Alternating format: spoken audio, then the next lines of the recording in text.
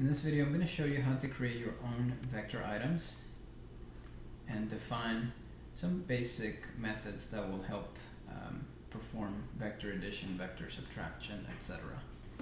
Let's get started. Since we are inheriting from QGraphics item, we have to override the bounding rect method that all QGraphic items have. Make sure you include this here. So our method here is going to return QRect bounding rect. Okay, so the F simply means that this contains floating points. So I'm going to hit enter and it autofilled it for me. Next thing I'll do is I'll also refactor this in the source file. Okay. What we want this function to do is just return a rectangle using the position of this object and the width and the height. Now I bet you're wondering, hey, what's the position of this object? How come I don't have one here? Well, I've been saving that until now because instead of using integers x and y and such, I would like to use what are known as q vectors to do this. However, in this scenario, q vectors will have a very messy notation. So instead, I'm going to show you how to create vectors that will hold position, velocity, and acceleration for this object. So I'm going to add new. Let's go here to, let's call this p-vector. Okay, and that's our header file. Alright, over here.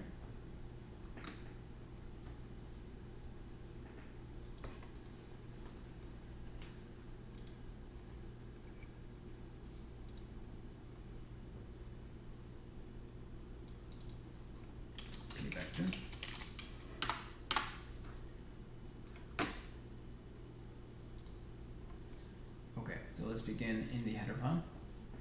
So here in this header file, as I mentioned, this is really just going to be a QVector 2D, so let's include that.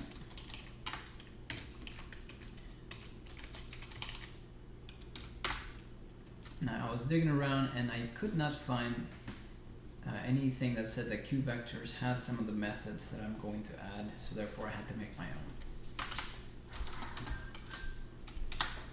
Remember, the only reason I'm doing this is to create vectors that hold position, velocity, and acceleration of this object in order to be able to animate this later on. So here I'm going to include CubeMath.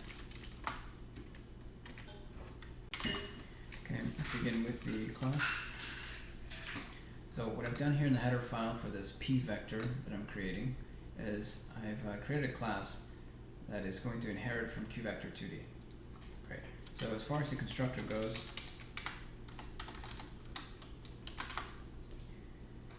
the constructor for this object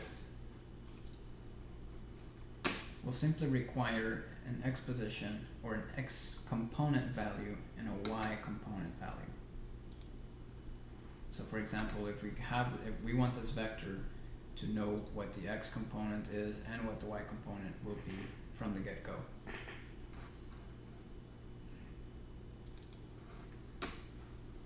So here's the constructor, p vector, capital P.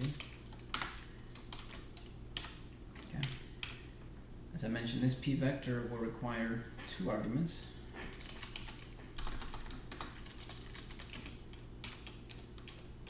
Okay, and p real y. Now, in case this new vector is created without specifying the component values, we're just going to automatically set those to 0. I want this vector to have several methods. So one of the methods that I would like is to be able to just reset the vector, set the values manually. So I'm going to call this set vector. And again, it'll need two things, q real x, okay, q y argument. Another method that I would like this to have is to be able to add another vector to this. So let's call it add. And for the argument, I'm just going to add a q vector as the argument. Not a q vector, a p vector as the argument. That means that if I have a p vector and I use that as the argument of another p vector, the first p vector will be added to the second. In simpler terms, the components of the vector that's going into the argument will be added to the components of the vector that I specify. So for example, if I have vector x and I add it to vector y, the components of y will be added to x. Alright, I will do the same thing for subtraction. I'll just call it sub.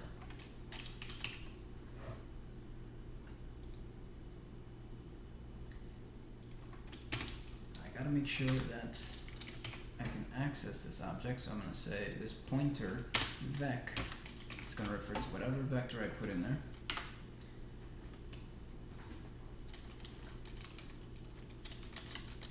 Lastly, I want to be able to return the magnitude of this vector, so I'm going to have one more method called mag that's going to return some qreal value. Okay.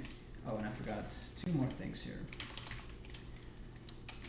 I'm going to do one more called Mult, and this Mult method is going to multiply a scalar to my vector.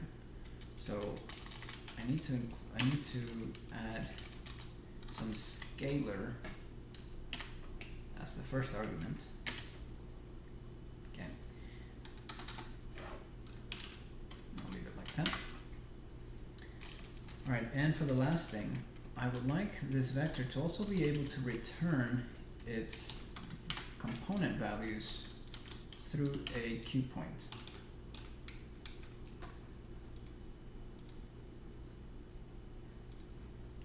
So let's call this components.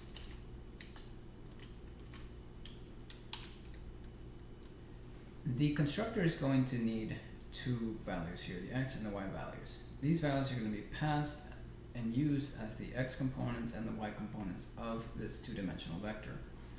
So given that this p vector inherited from the q vector 2D class, all I have to do is say set x, that's a built-in method of q vector 2D, and I'm going to put the x value from the arguments in there. And we're going to repeat that for the y.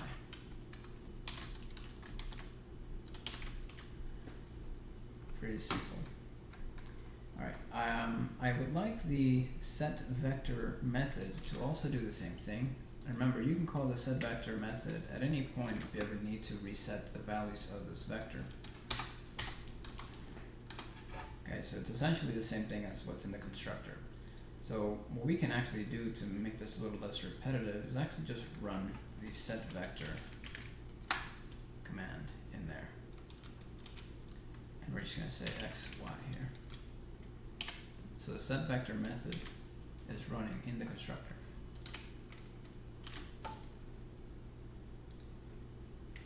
Great. Alright, now time for the vector addition. So for the vector addition, we're going to need the current x value of this q vector 2D, and we're going to add the argument vector components to each. So what I mean is we'll be taking the current x value and we're going to add the x component of this vector argument. And we're doing this for both the x and the y.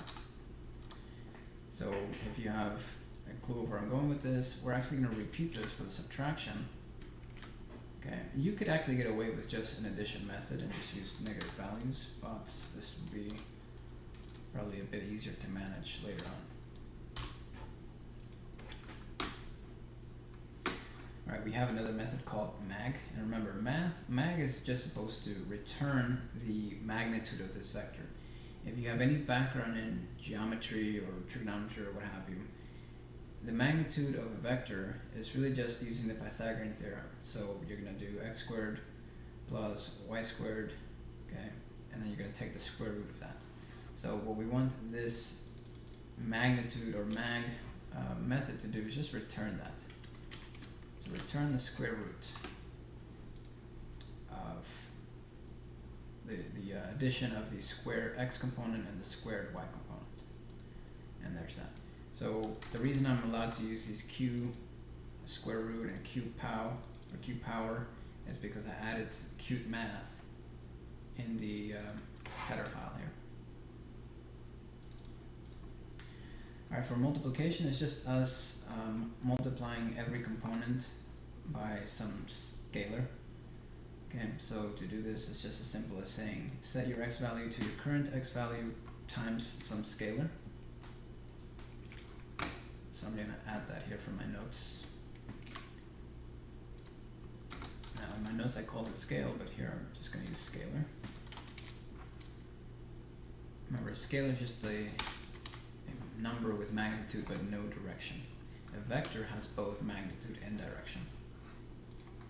Alright, as far as component goes, I wanted to return it as a qPointF object, so I'm just going to say return qPointF using the x component and the y component of this object. We do have to change or add one thing into our p-vector definitions. So let's head over to the header file. We're going to add one more argument, and this is going to be a string. And let's call this axis. So this axis can either be the x-axis or the y-axis.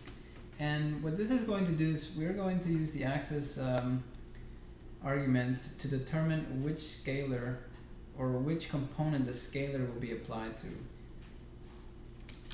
If the axis is left as empty or as a null pointer, we're going to apply it to both. But if it's set to x or y, then we will apply it accordingly. So back into the p vector multiply method, let's add that there. So qstring, and we call this axis. Okay. So right now it's being applied to both. The scalar is multiplying both components. Let's change that. Let's say if the axis is equal to x, or let's do a capital X as well, or axis equals capital X, then we apply the scalar only to the x component. Alright, we will do the same for the y component.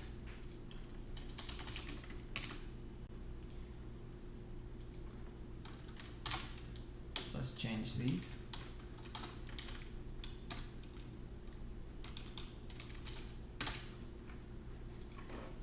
Right. Otherwise, if it's empty or if anything else is added to it, anything else is specified as an axis, we will just apply it to both components. So the scalar is going to be applied to both components. I forgot to change this set x to set y, so that's going to give you something goofy. I hope if you caught that, good for you. If you didn't, make sure you go back and change this to y.